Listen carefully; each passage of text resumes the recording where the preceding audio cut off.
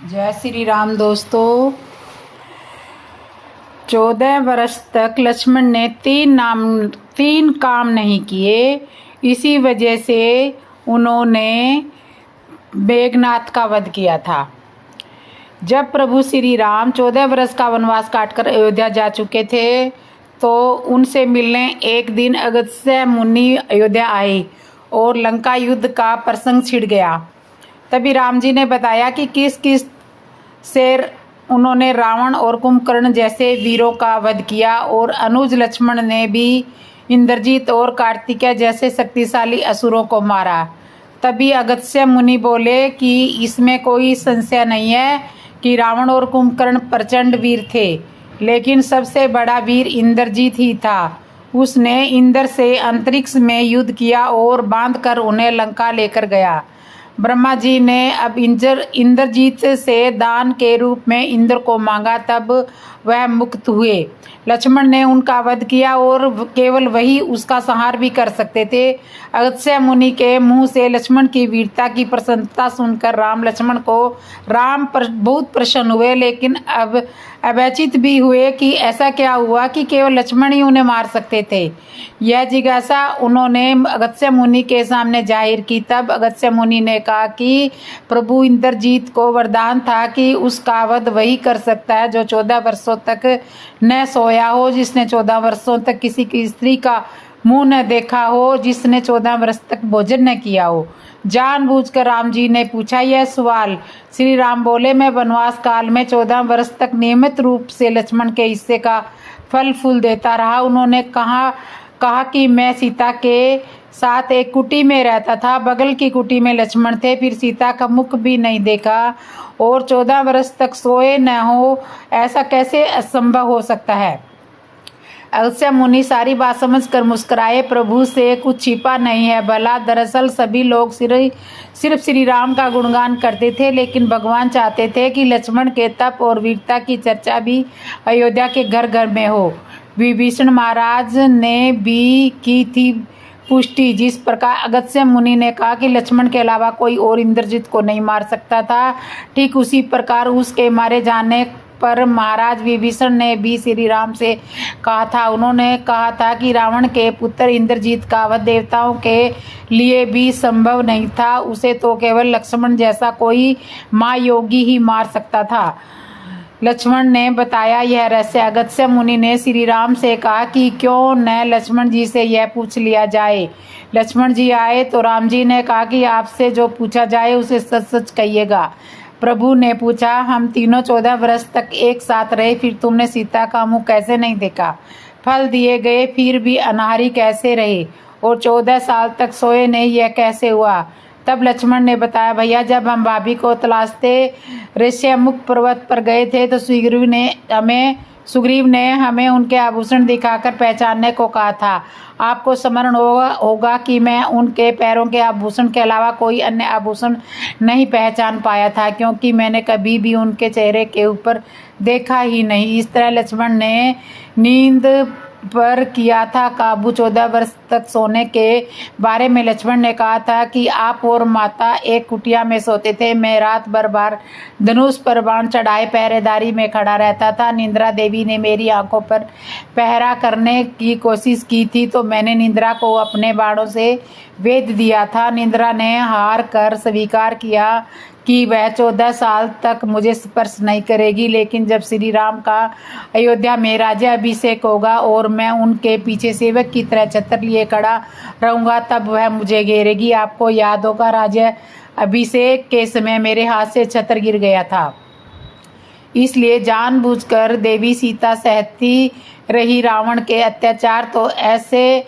रहे 14 साल तक लक्ष्मण अनाहारी। लक्ष्मण जी ने आगे बताया कि जब मैं जो फल फूल लाता था आप उसके 3 भाग करते थे। एक भाग देकर आप मुझसे कहते थे लक्ष्मण फल रख लो। आपने कभी फल खाने को नहीं कहा। फिर आपकी बिना आज्ञा के मैं फल कैसे खाता? मैंने उन्हें संभाल कर रख दिया। सभी फल उस कुटिया में अभी भी रखे होंगे। प्रभु के आदेश पर लक्ष्मण जी चित्रकूट की कुटिया में से वे सारे फलों की टोकरी लेकर आए और दरबार में रख दिया। फलों की गिनती हुई लेकिन 7 दिनों के फल नहीं थे। तब श्री राम ने पूछा कि तुमने 7 दिन का आहार लिया है? तब लक्ष्मण ने बताया 7 दिन का रहस्य। श्री राम के पूछने पर लक्ष्मण जी ने 7 दिन के फल न होने का रहस्य भी बताया। उन्होंने बताया कि जिस दिन पिताजी के स्वर्गवास होने की सूचना मिली हम निराहारी रहे। उसके बाद जब रावण ने सीता जी का हरण किया उस दिन हम निराहारी रहे। उन्होंने कहा जिस दिन आप समुद्र की साधना कर रहे थे, उनसे रास्ता मांग रहे थे, उस दिन हम निराहार रहे। जब इंद्रजीत के नागपाश में बंद कर दिन भर अचेत रहे हम उस दिन भी, और जिस दिन इंद्रजीत ने मायावी सीता का सिर काटा था उस दिन भी हम शोक में थे। इसके अलावा जिस दिन रावण ने हमें शक्ति मारी और जिस दिन रावण का वध किया, इन 7 दिनों में हम निराहारी रहे। लक्ष्मण बोले, गुरु विश्वामित्र की थी शिक्षा। लक्ष्मण जी भगवान राम से कहते हैं कि मैंने गुरु विश्वामित्र से एक अतिरिक्त विद्या का ज्ञान लिया था। इससे बिना अन्न ग्रहण किए भी व्यक्ति जीवित रह सकता है। उसी विद्या से मैंने भी अपनी भूख पर निमंत्रण किया और इंद्रजीत को मारा। यह सुनते ही प्रभु फिर से भाव विभोर हो उठे और लक्ष्मण को गले से लगा लिया। तो इस तरह से लक्ष्मण ने बिना भोजन खाए निराहार रह के बिना इस 14 साल तक स्त्री का मुंह नहीं देखा और न ही सोए। इन तीन कारणों से ही महान कहलाए। अब मैं आपको रावण की मांग की कथा सुनाती हूँ। वाल्मीकि रामायण और तुलसीकृत रामायण में इस कथा का वर्णन नहीं है, पर तमिल भाषा में लिखी महर्षि कंबन की इमरावत कथा में इसका वर्णन है। रावण केवल शिव भक्त, विद्वान एवं वीर ही नहीं अति मानववादी भी था। उसे भविष्य का पता था। वह जानता था कि राम से कोई जीत नहीं पाएगा, उसके लिए यह असंभव है। जब श्री राम ने खरदूषण का सहज ही में वध कर दिया तब तुलसी कृतमानस में भी रावण के मन के भाव लिखे गए। रावण के पास जामवंत जी को निमंत्रण देने के लिए लंका भेजा गया। जामवंत जी दीर्घाकार थे। वे आकार में कुंभकर्ण से तन की छोटे थे। लंका में पहरेदार भी हाथ जोड़कर मार्ग दिखा रहे थे। इस प्रकार जामवंत को किसी से कुछ पूछना नहीं पड़ा। समय रावण को उन्हें राजद्वार पर अभिवादन का उपकरण करते हुए जामवंत ने मुस्कुराते हुए कहा कि मैं अभिनंदन का पात्र नहीं हूँ, मैं वनवासी राम का दूत बनकर आया हूँ। उन्होंने तुम्हें सादर प्रणाम कहा है। रावण ने सविनय कहा, आप हमारे पितामह के भाई हैं, इस नाते आप हमारे पूज्य हैं। आप कृपा आसन ग्रहण करें। यदि आप मेरा निवेदन स्वीकार कर लेंगे तभी संभवतः मैं भी आपका संदेश सावधानी से सुन सकूंगा। जामवंत ने कोई आपत्ति नहीं की। उन्होंने आसन ग्रहण किया। रावण ने भी अपना आसन ग्रहण किया। तदुपरांत जामवंत ने पुनः सुनाया कि वनवासी राम ने सागर सेतु निर्माण उपरांत अब यथाशीघ्र महेश लिंग विग्रह की स्थापना करना चाहते हैं।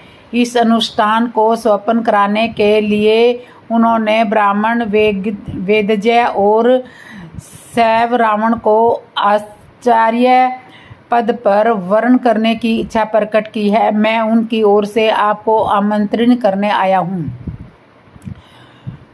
प्रणाम प्रतिक्रिया अभिव्यक्ति उपरांत रावण ने मुस्कान भरे स्वर में पूछ ही लिया, क्या राम द्वारा महेश लिंग विग्रह स्थापना लंका विजय की कामना से किया जा रहा है? बिल्कुल ठीक। श्री राम की महेश्वर के चरणों में पूर्ण शक्ति है। जीवन में प्रथम बार किसी ने रावण को ब्राह्मण माना है और आचार्य बनने योग्य जाना है। क्या रावण इतना अधिक मूर्ख कहलाना चाहेगा कि वह भारतवर्ष के प्रथम प्रशिक्षित महर्षि पुलत्स्य के सगे भाई महर्षि वशिष्ठ के यजमान का आमंत्रण और अपने आराध्य की स्थापना हेतु आचार्य पद अस्वीकार कर दे। रावण ने अपने आप को संभाल कर कहा, आप पधारे, यजमान उचित अधिकारी हैं, उसे अपने दूत को संरक्षण कर देना आता है। राम से कहिएगा कि मैंने उसका आचार्यत्व स्वीकार किया। जामवंत को विदा करने के तत्काल उपरांत लंकेश ने सेवकों को आवश्यक सामग्री संग्रह करने हेतु आदेश दिया और समय अशोक वाटिका पहुँचे।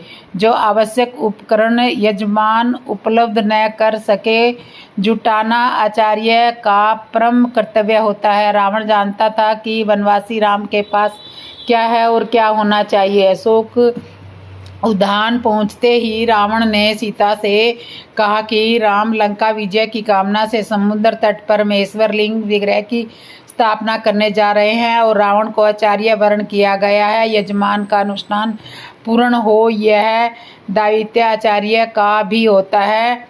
तुम्हें विदित ही है कि अर्धांगिनी के बिना गृहस्थ के सभी अनुष्ठान अपूर्ण रहते हैं।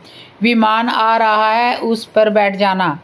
ध्यान रहे कि तुम वहाँ भी रावण के अधीन ही रहोगी। अनुष्ठान समापन उपरांत यहाँ आने के लिए विमान पर पुनः बैठ जाना। स्वामी का आचार्य अर्थात समय का आचार्य यह जानकी जी ने दोनों हाथ जोड़कर मस्तक झुका दिया। स्वस्थ कंठ से सौभाग्यवती भव कहते रावण ने दोनों हाथ उठाकर भरपूर आशीर्वाद दिया। सीता और अन्य आवश्यक उपकरण सहित रावण आकाश मार्ग से समुद्र तट पर उतरे। आदेश मिलने पर आना कहकर सीता को उन्होंने विमान में ही छोड़ा और समय राम के सम्मुख पहुँचे।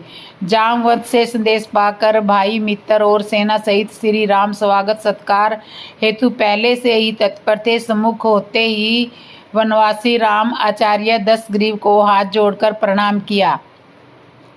दीर्घायु भव, लंका विजय भव। दशग्रीव के आशीर्वचन के शब्द ने सबको चौंका दिया। सुग्रीव ही नहीं, विभीषण की भी उन्होंने उपेक्षा कर दी, जैसे वे वहाँ हो ही नहीं।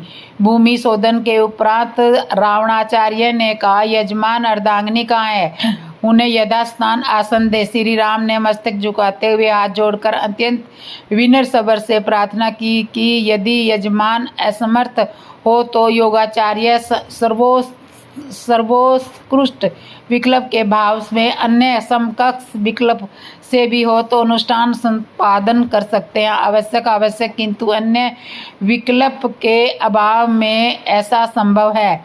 प्रभु, प्रमुख विकल्प के अभाव से नहीं। यदि तुम अविवाहित, विदुर अथवा परियुक्त होते हो तो संभवतः इन सब के अतिरिक्त तुम सन्यासी भी नहीं हो और पत्नीहीन वानरप्रस्थ का भी तुमने व्रत नहीं लिया है। इन परिस्थितियों में पत्नी रहित अनुष्ठान तुम कैसे कर सकते हो? कोई उपाय? आचार्य आवश्यक साधन उपकरण अनुष्ठान उपरांत वापस ले जाते हैं। स्वीकार हो तो किसी को भेज दो। सागर सन्निकष्ट पुष्पक विमान में यजमान पत्नी विराजमान है। श्री राम ने हाथ जोड़कर मस्तक झुकाते हुए मौन भाव से इस सर्वश्रेष्ठ युक्ति को स्वीकार किया। श्री रामादेश के प्रतिपालन में विभीषण मंत्रियों सहित पुष्पक विमान तक गए और सीता सहित लौटे। अर्ध यजमान के पार्श्व में बैठो। अर्ध यजमान आचार्य के इस आदेश का वैदेही ने पालन किया। गणपति पूजन, कलश स्थापना और नवग्रह पूजन। ग्रह आचार्य ने पूछा, लिंग विग्रह? यजमान ने निवेदन किया कि उसे लेने गत रात्रि के प्रथम प्रहर से पवन पुत्र क्लास पर गए हुए हैं, अभी तक लौटे नहीं, आते ही होंगे। आचार्य ने आदेश दिया, विलंब नहीं किया जा सकता। उत्तम मुहूर्त उपस्थित है, इसलिए अविलंब यजमान पत्नी बालू का लिंग विग्रह समय बना ले। जनक नंदिनी ने समय के कर कमलों से समुद्र तट की आर्द्र रेणुकाओं से आचार्य के निर्देश अनुसार श्रेष्ठ लिंग विग्रह निर्मित किया। यजमान द्वारा रेणुकाओं का आधार पीठ बनाया गया। श्री सीताराम ने वही महेश्वर लिंग विग्रह स्थापित किया। आचार्य ने परिपूर्ण विधान के साथ अनुष्ठान संपन्न कराया। अब आती है बारी आचार्य की दक्षिणा की। तो श्री राम ने पूछा, आपकी दक्षिणा? पुनः एक बार सभी को चौंकाया। आचार्य के शब्दों ने, घबराओ न यजमान, श्रवणपुरी के स्वामी श्री दक्षिणा संपत्ति नहीं हो सकती। आचार्य जानते हैं कि उनका यजमान वर्तमान में वनवासी है, लेकिन फिर भी राम अपने आचार्य की जो भी मांग हो उसे पूर्ण करने की प्रतिज्ञा करता है। आचार्य जब मृत्युशय्या ग्रहण करे तब यजमान सम्मुख उपस्थित रहे। आचार्य ने अपनी दक्षिणा मांगी, ऐसा ही होगा। आचार्य यजमान ने वचन दिया और समय आने पर निभाया भी। रघुकुल रीत सदा चली आई, प्राण जाए पर वचन न जाई। यह दृश्य वार्ता देखकर उपस्थित समस्त जन समुदाय के नयनाभिराम प्रेमाश्रुजल से भर गई। सभी ने एक साथ एक स्वर से सच्ची श्रद्धा के साथ इस अद्भुत आचार्य को प्रणाम किया। रावण जैसे भविष्य दृष्टा ने जो दक्षिणा मांगी उससे बड़ी दक्षिणा क्या हो सकती थी। जो रावण यज्ञ कार्य पूरा करने हेतु राम की बंदी पत्नी को शत्रु के समक्ष प्रस्तुत कर सकता है, वह राम से लौट जाने की दक्षिणा कैसे मांग सकता है। तो इस तरह से रामेश्वरम देवस्थान में लिखा हुआ है कि इस ज्योतिषलिंग की स्थापना श्री राम ने रावण द्वारा करवाई थी। तो ये थी लंकाधीश रावण की मांग। श्री राम को 14 वर्ष का वनवास देना कैकेयी का लालच नहीं बल्कि उनका त्याग था। राजा दशरथ की तीसरी पत्नी कैकेयी थी। कैकेयी ने श्री राम को 14 वर्ष के लिए वनवास भेजा था। वैसे तो कैकेयी श्री राम को अपने बेटे भरत से भी ज़्यादा प्यार करती थी। जब कैकेयी ने श्री राम के लिए 14 वर्ष का वनवास मांगा था तब सब लोग बहुत हैरान हुए थे। कैकेयी के कारण ही श्री राम को 14 वर्ष का वनवास हुआ था, लेकिन इसके पीछे कैकेयी का लालच नहीं था बल्कि उनका त्याग था। राजा दशरथ जब भी कभी युद्ध पर जाते थे तो अपनी तीसरी पत्नी कैकेयी को अपने साथ लेकर जाते थे। सबसे छोटी पत्नी कैकेयी को साथ लेकर जाते थे। इसका कारण यह था कि कैकेयी युद्ध कला जानती थी, वह अस्त्र शस्त्र और रथ चलाने में भी निपुण थी। जब राजा दशरथ बाली के साथ युद्ध करने गए तब भी कैकेयी उनके साथ गई थी। बाली को यह वरदान प्राप्त था कि जो भी शत्रु उसके सामने आकर युद्ध करेगा उसकी आदि शक्ति बाली को प्राप्त हो जाएगी। राजा दशरथ के साथ भी ऐसे ही हुआ था। परिणाम स्वरूप युद्ध में उनकी हार हुई। बाली ने राजा दशरथ से कहा, अपनी पत्नी को यहाँ छोड़कर जाओ या फिर अपना मुकुट उतार कर यहीं पर रख कर जाओ। तो कैकेयी के सम्मान को बचाने के लिए राजा दशरथ ने अपना मुकुट बाली के महल में छोड़ दिया था। इस बात को कैकेयी भी नहीं भूल पाई थी। वह इसके लिए कभी समय को माफ नहीं कर पाई कि उनके पति को उनकी वजह से अपना मुकुट, जो किसी भी राजा के सम्मान का प्रतीक होता है, गंवाना पड़ा। यह मुकुट रघुकुल की शान थी। वह हमेशा इसी चिंता में रहने लगी कि कैसे वह मुकुट बाली के महल से वापस लाया जा सके। जब राज तिलक का समय आया तब कैकेयी और दशरथ ने फिर एक बार इस बात पर चर्चा की कि कैसे इस मुकुट को वापस लाया जाए। तब उन्होंने श्री राम को राज तिलक के बदले वनवास सौंप दिया और उनसे कहा कि बाली से वह मुकुट जरूर लेकर आना। जब श्री राम और बाली का युद्ध हुआ, अब बाली को श्री राम से हार मिली।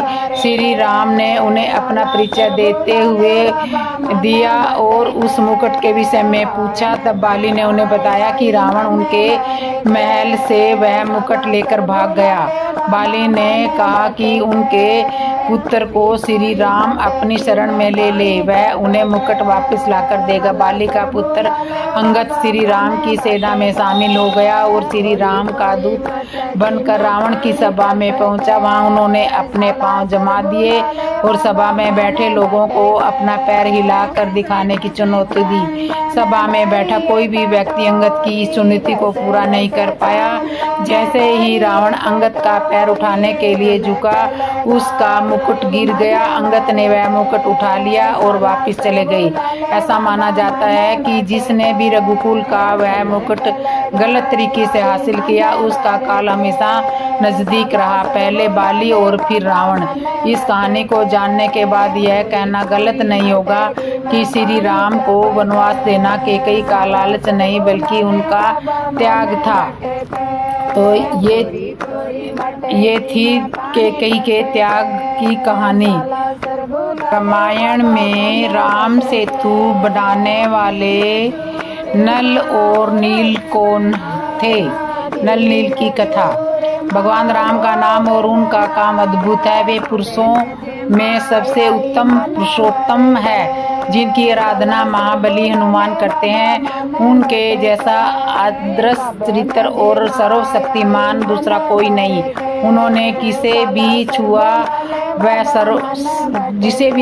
सोने का हो गया और जिसे देखा वह इतिहास में प्रसिद्ध हो गया। रामायण पहले नल और नील को कोई नहीं जानता था। रामायण का एक प्रमुख प्रश्न है लंका तक पहुंचने के लिए भगवान श्री राम वानर सेना द्वारा समुद्र पर सेतु का निर्माण करना। इस काम को दो वानर योद्धाओं नल और नील की मार्ग निर्देशन में पूरा किया गया था। पौराणिक मान्यताओं के अनुसार नल और नील भगवान विश्वकर्मा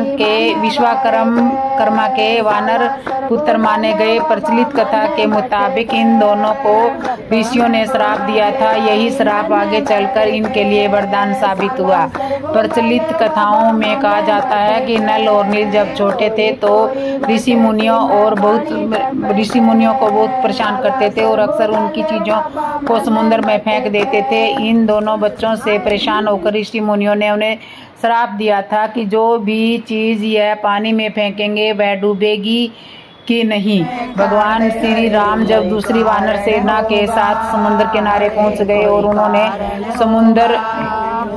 समुद्र से उन्हें रास्ता देने के लिए प्रार्थना की, लेकिन समुद्र ने भगवान श्री राम की बात नहीं सुनी। भगवान श्री राम तब सागर को सुखाने के लिए धनुष बाण चढ़ा लिया था। तो यह देखकर समुद्र देव डर गए और भगवान राम के सामने प्रकट हो गए। समुद्र देव ने भगवान राम को बताया कि आपकी सेना में नल और नील नाम के दो वानर है। वे जिस चीज को भी हाथ लगाते हैं वह पानी में नहीं डूबेगी। आप समुद्र पर सेतु बनाने के लिए उन दोनों की मदद ले सकते हैं। इसके बाद नल और नील की सहायता से वानर सेना समुद्र पर लंका तक सेतु बना लेती है। इसी सेतु की सहायता से भगवान राम और उनकी वानर सेना लंका तक पहुंच जाते हैं। हालांकि रामायण में से जुड़ी हुई कई कहानियों से केवल नल का यह जिक्र आता है, परंतु तुलसीदास के जरिए लिखी गई रामचरितमानस के सुंदरकांड में सेतु निर्माण का वर्णन है। इसमें नल और नील दोनों के बारे में बताया गया है। भगवान श्री राम ने रामेश्वर शिवलिंग की स्थापना की। सेतु की सुंदर रचना देखकर भगवान श्री राम अत्यंत प्रसन्न हुए और हंसकर बोले कि यहाँ की भूमि बहुत ही रमणीय है। यहाँ का वातावरण अत्यंत प्राकृतिक और मनोहारी है। यहाँ पर शिवलिंग की प्रार्थना करूं, ऐसा संकल्प मेरे मन में आ रहा है। सुग्रीव जी ने भगवान श्री राम की बातें सुनकर तुरंत ही बहुत से दूत भेजकर श्रेष्ठ मुनियों को सम्मान पूर्वक बुलावा भेजा। मुनियों के आने पर उन्होंने भगवान श्री राम के हृदय का संकल्प बताया गया तो वे भी प्रसन्न हुए। विधि पूर्वक शिवलिंग की स्थापना कर उनका पूजन किया गया। रामेश्वर के दर्शन मात्र से कल्याण। भगवान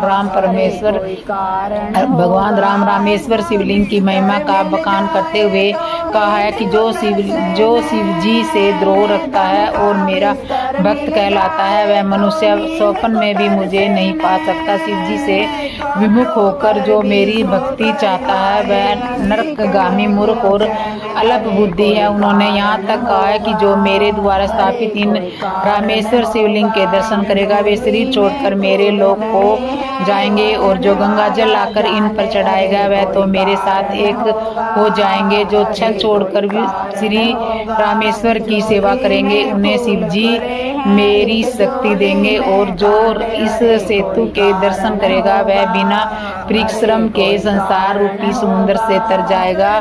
तो इस तरह तभी तो कहते हैं कि रामेश्वर के गंगा सागर के दर्शन करने से बहुत पुण्य मिलता है।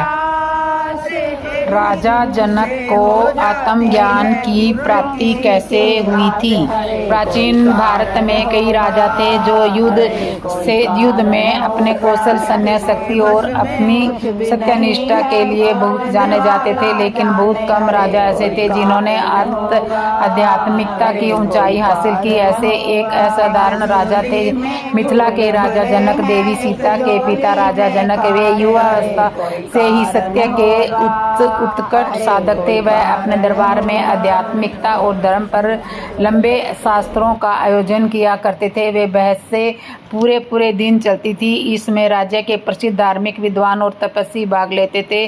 शास्त्रियों के बाद रात का खाना होता था। इसके बाद राजा जनक सोने के लिए अपने कक्ष में चले जाते थे। उन्हीं दिनों की बात है जब राजा जनक ने एक रात में सोते हुए एक सपना देखा कि वे अपने बहुत सारी सेना के साथ जंगल में शिकार खेलने के लिए गए हुए थे। एक जंगली सुअर का पीछा करते करते राजा जनक बहुत दूर तक निकल गए और उनकी सारी सेना उनके पीछे छूट गई और वह सुअर घने जंगल में बहुत दूर तक जाकर अदृश्य हो गया। राजा जनक तक कर चूर हो चुके थे। उनकी पूरी सेना का कोई पता नहीं था। जब राजा जनक बहुत तेज भूख प्यास लगी तो बेचैन होकर राजा ने इधर उधर देखा तो नजर दौड़ाई और कुछ भी नहीं मिला। तो एक झोपड़ी नजर आई, उसमें धुआं उठ रहा था। राजा ने सोचा कि वहाँ कुछ खाने के लिए मिलेगा, तो वहाँ वे झोपड़ी में गए। उन्होंने देखा कि झोपड़ी के अंदर एक बुढ़िया औरत बैठी है। राजा ने कहा कि मैं एक राजा हूँ और मुझे खाने के लिए कुछ दे दो, मैं बहुत भूखा हूँ। बुढ़िया ने कहा कि इस समय खाने के लिए कुछ भी नहीं है और मुझसे काम नहीं होता, लेकिन यदि तुम चाहो तो यहाँ थोड़े चावल रखे हैं, तुम उनको पका कर खा सकते हो। राजा ने सोचा कि इस समय इसके अतिरिक्त और कोई उपाय नहीं है। राजा ने बड़ी मुश्किल से चूल्हा जलाकर किसी तरह भात को पकाया और जैसे ही राजा एक केले के पत्ते पर रखकर उस भात को खाने लगा, तभी तेजी से दौड़ता हुआ एक सांड आया और पूरे भात पर धूल गिर गई और उसी समय राजा की आंखें खुल गई और राजा आश्चर्यचकित होकर चारों ओर देखने लगा। उसके मन में ख्याल आया कि मैं एक राजा होकर इस तरह का सपन क्यों देखा। यही सोचते हुए राजा को पूरी रात नींद नहीं आई और दूसरी सुबह राजा ने 2 सिंहासन बनवाए और एक ऐलान अपने राज्य में करा दिया कि मेरे 2 प्रश्न हैं, जो कोई मेरे पहले प्रश्न का उत्तर देगा मैं उसे अपना आधा राज्य दूंगा और यदि वो नहीं दे पाएगा तो उसके बदले में आजीवन कारावास मिलेगा, तथा मेरे दूसरे का प्रश्न का उत्तर देगा मैं उसे पूरा राज्य दूंगा और यदि वो नहीं दे पाएगा तो उसे फांसी की सजा दूंगा। राजा जनक के ये दोनों सजाएं इसलिए तय की थी कि वही लोग उसका उत्तर देने आए जिनको वास्तविक ज्ञान हो। ऐसा ना हो कि फालतू लोगों की काफ़ी भीड़ हो सकती है। आगे की कहानी जानने से पहले हमें महान संत अष्टावक्र के बारे में जानना होगा। अष्टावक्र उन दिनों में माँ के गर्भ में थे और संत होने के कारण उन्हें गर्भावस्था में ज्ञान था। एक दिन की बात है कि जब ऋषि अष्टावक्र के पिता शास्त्रों का अध्ययन कर रहे थे, तब अष्टावक्र ने कहा कि पिताजी, जिस परमात्मा को तुम खोज रहे हो वो शास्त्रों में नहीं है। अष्टावक्र के पिता शास्त्रों के ज्ञाता थे। उन्हें अपने गर्भ स्थिति पुत्र की बात सुनकर बहुत क्रोध आता है। उन्होंने कहा, तो मुझ जैसे ज्ञानी में ऐसी बात क्या कहता है? जा, तुझे मैं श्राप देता हूँ। तू 8 जगह से टेढ़ा पैदा होगा। और इस तरह ज्ञानी अष्टावक्र विकृत शरीर से के साथ पैदा हुए थे। उधर क्या हुआ कि अष्टावक्र के पिता को धन की कमी हो गई, तो वे राजा जनक के आधे राज्य के इनाम वाला उत्तर देने चले गए और उत्तर ठीक से नहीं दे पाए और उन्हें आजीवन कारावास में डाल दिया गया। इस तरह से 12 साल गुजर गए। अष्टावक्र तक 12 साल की आयु के हो गए और लगभग विकलांग जैसे थे। एक दिन जब अष्टावक्र अपने साथियों के साथ खेल रहे थे तब अपने अपने पिता के बारे में बात करने लगे थे, तो अष्टावक्र भी करने लगे थे। तो उन्होंने बच्चों के उनके पिता को जेल में पड़े होने का कारण कभी देखा ही नहीं था, इसलिए सब बच्चों ने उन्हें झिड़क दिया कि झूठे बोलता है, तेरा पिता तो कोई है ही नहीं, हमने उन्हें कभी देखा ही नहीं। अष्टावक्र जी अपनी माँ के पास आए और बोले कि माँ, आज तुम्हें बताना ही होगा कि मेरे पिता कहाँ है। वास्तव में जब भी बालक अष्टावक्र अपने पिता के बारे में पूछता तो उसकी माँ जवाब देती थी कि वे धन कमाने के लिए बाहर गए हुए हैं। आज अष्टावक्र की जिद पकड़ ली कि उन्हें सच बताना ही होगा, उनके पिता कहाँ है। तब हार कर उसकी माँ ने उन्हें बताया कि वे राजा जनक की जेल में पड़े हुए हैं। बालक अष्टावक्र ने कहा कि वे अपने पिता को छुड़वाने जाएंगे और राजा के दोनों प्रश्नों का जवाब भी देंगे। उनकी माँ ने बहुत कहा कि यदि राजा ने तुझे भी जेल में डाल दिया तो फिर मेरा सहारा कौन रहेगा। लेकिन अष्टावक्र ने उनकी एक भी बात नहीं सुनी और वे बालकों के साथ राजा जनक के महल के सामने पहुंच गए। एक बालक को महल की तरफ घुसते हुए देखकर दरबान ने उन्हें टोका, वे बालक कहाँ जाता है। अष्टावक्र जी बोले, मैं राजा जनक के प्रश्नों का उत्तर देने आया हूँ, मुझे अंदर जाने दो। जबरन दरबान ने बालक जानकर उन्हें रोकने की कोशिश की। तब अष्टावक्र ने कहा कि वे राजा से उसकी शिकायत करेंगे, क्योंकि राजा ने यह घोषणा करवाई थी कि कोई भी उसके प्रश्न का उत्तर दे सकता है। यह कहकर दरबान डर गया, वह समझ गया कि यह बालक तेज है, यदि इसने मेरी शिकायत कर दी तो राजा मुझे दंड दे सकता है, क्योंकि यह बालक सच कह रहा है। उसने अष्टावक्र को अंदर जाने दिया। अंदर राजा की सभा जमी हुई थी। अष्टावक्र भी जाकर सीधे उस सिंहासन पर बैठ गए जिस पर बैठने वाले को राजा के 2 प्रश्नों का उत्तर देना होता था और इनाम में पूरा राज्य मिला। तब जवाब ना दे पाने की दिशा में उन्हें फांसी की सजा मिलती थी। एक विकलांग बालक को ऐसा करते देखकर आश्चर्यचकित रह गए और फिर पूरी सभा जोर जोर से हंसी। उनके चुप हो जाने के बाद अष्टावक्र जोर से हंसे और राजा जनक ने कहा कि सभा के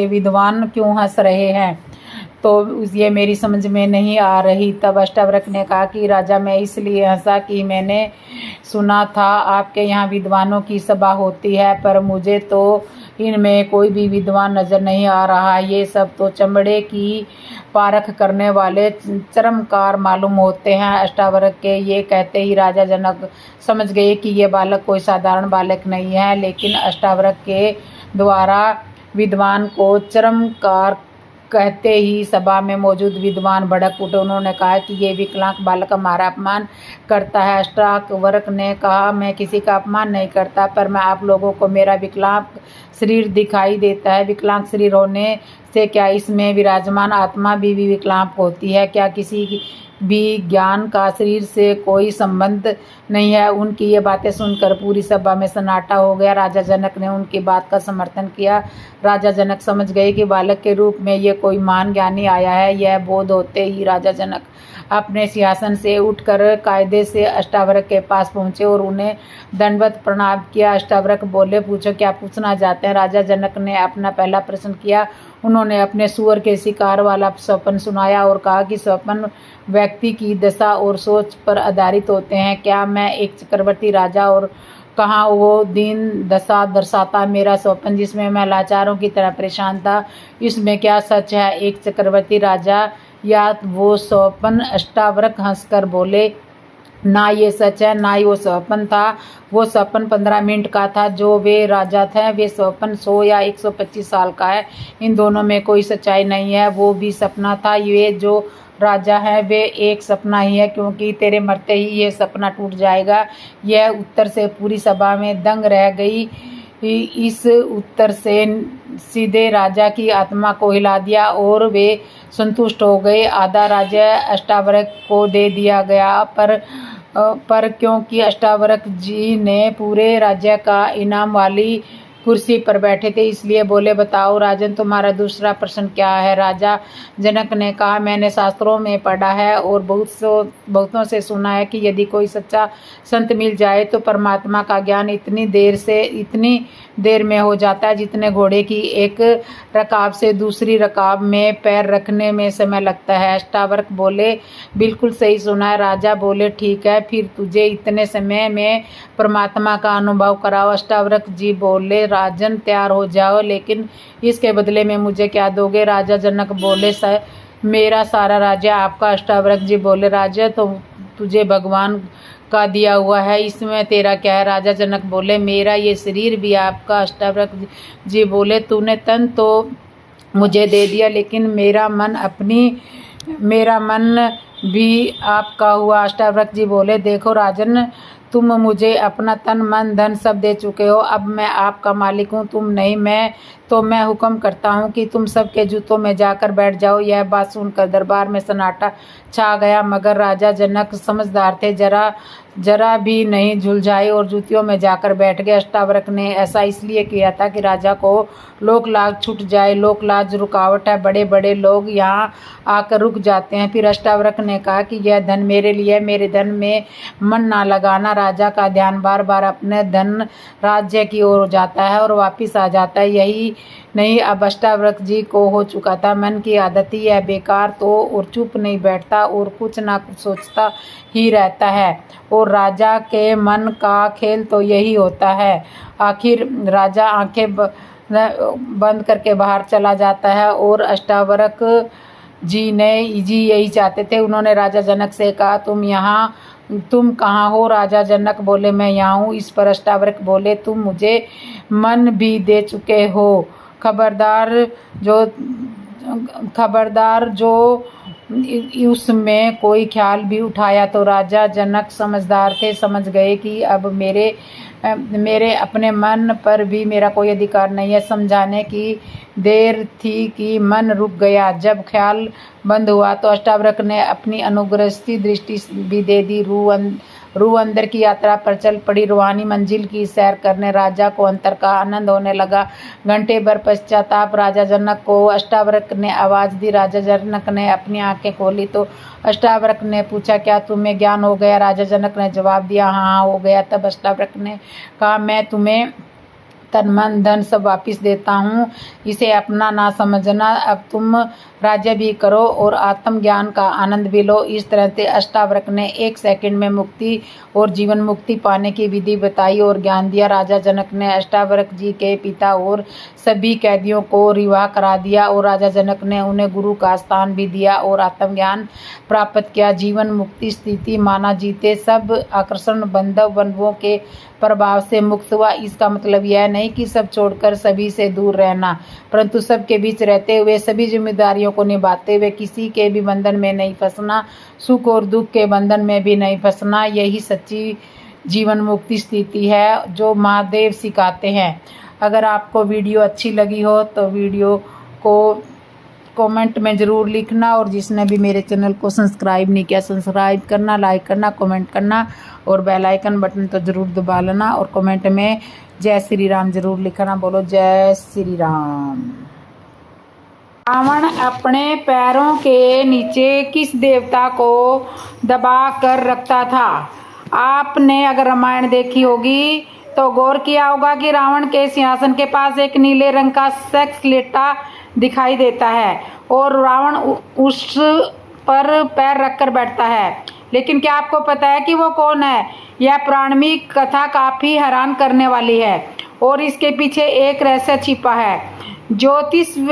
ज्योतिषविदों का कहना है कि रावण के पैर के नीचे दिख रहे नीले रंग के सेक्स कोई और नहीं बल्कि शनिदेव है। रामायण में शनिदेव को रावण के सिंहासन के पास उनके पैरों के नीचे उल्टे लेटे देखा जाता है। रावण अपनी सभा में शनिदेव की कमर पर पैर रखकर बैठता था।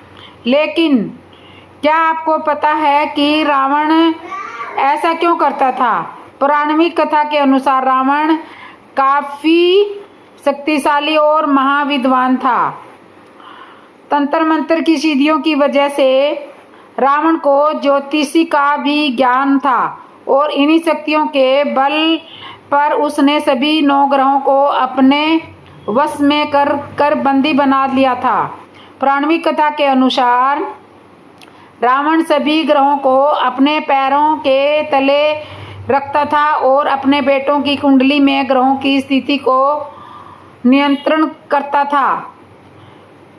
जब भगवान हनुमान माता सीता की खोज में लंका गए तो उन्होंने लंका दहन के दौरान शनिदेव को रावण के चुगल से मुक्त करा दिया था। कहा जाता है कि भगवान हनुमान की पूंछ में आग लगाने से पहले रावण ने शनिदेव को कारागार में डाल दिया और उसके बाहर शिवलिंग स्थापित कर दिया था, ताकि शिवलिंग पर पैर लगने की डर से शनिदेव बाहर ना निकल पाए।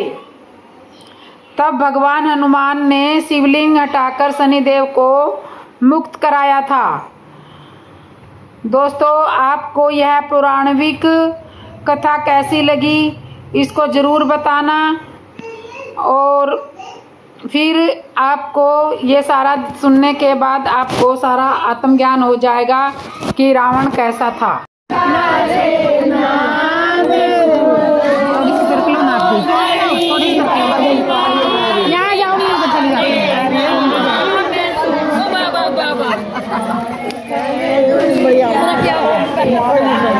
हो जाओगे ये बैठोगे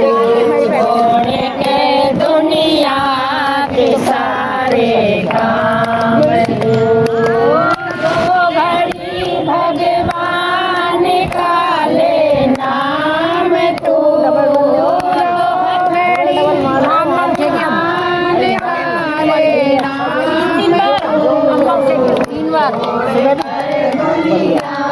के सारे काम वो भगवान काम दे दिया कर दुनिया के सारे काम तू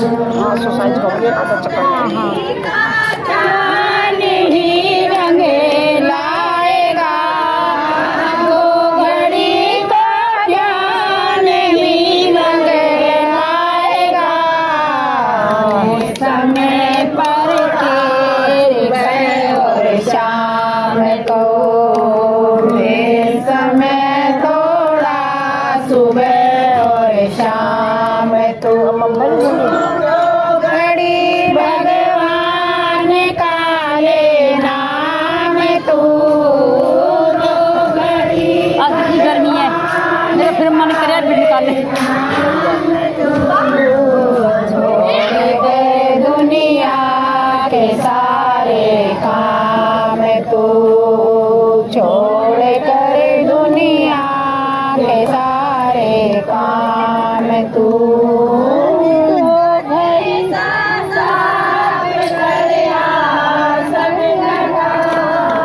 दिल का शीशा साफ करे आसन लगा चलता को प्यारे त्याग दो मन की चंचलता को प्यारे त्याग तू घड़ी भगवान का ले नाम तू दो घड़ी भगवान का ले नाम तू दुनिया के सारे काम तू छोड़ कर दुनिया के सारे काम तू आलस्य आसत संग में प्यार कर आलस्य आसत संग में समय थोड़ा सुबह और शाम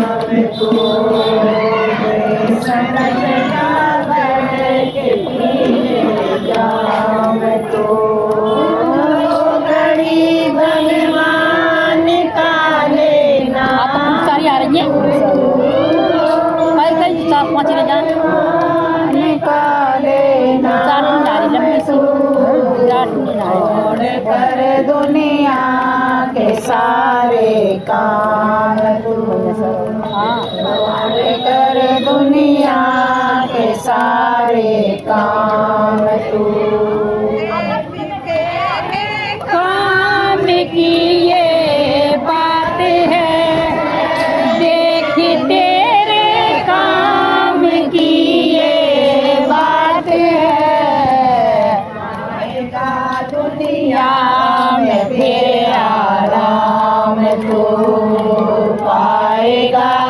दुनिया में तेरे आराम तू। जो घड़ी भगवान का ले नाम तू, दो घड़ी भगवान का ले नाम तू। कर दुनिया के सारे काम तू, छोड़ कर दुनिया के सारे काम। अच्छा